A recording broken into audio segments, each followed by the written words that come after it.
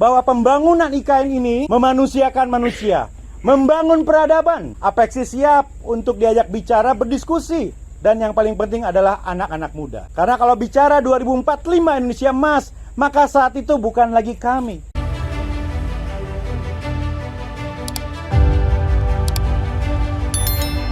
Assalamualaikum warahmatullahi wabarakatuh. Merdeka! Merdeka! Yang kami hormati Wali Kota Balikpapan, Pak Rahmat Masud, beserta seluruh wali kota yang hadir pada hari ini. Bapak Ibu sekalian,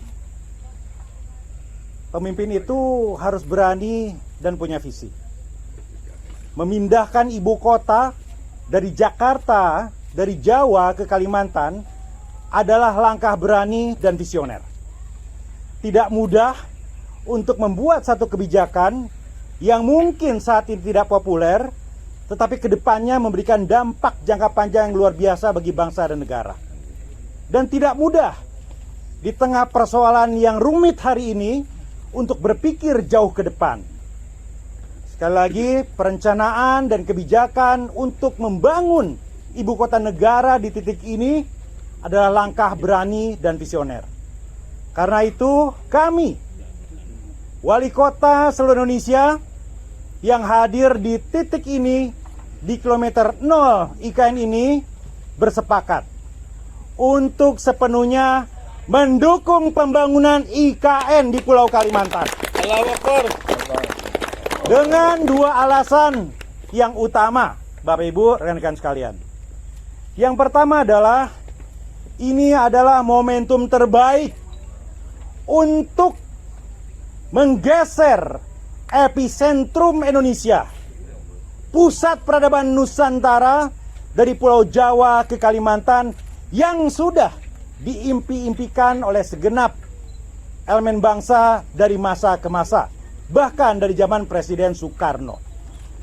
Mimpi seluruh anak bangsa adalah ketika pembangunan merata, tidak dipusatkan hanya di kiri kanan di Pulau Jawa atau terpusat di satu wilayah saja, tapi menyebar ke seluruh penjuru Nusantara. IKN ini adalah simbol.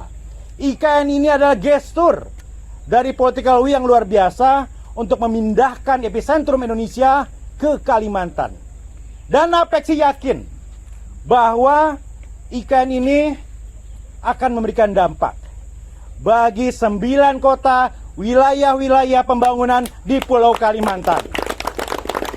Kalau IKN ini sebagai sarafnya, maka Samarinda, Balikpapan sebagai jantungnya, dan seluruh kota di Kalimantan adalah arteri atau pembuluhnya, maka semuanya akan hidup bergerak dan semakin sehat ke depan. Amin, amin.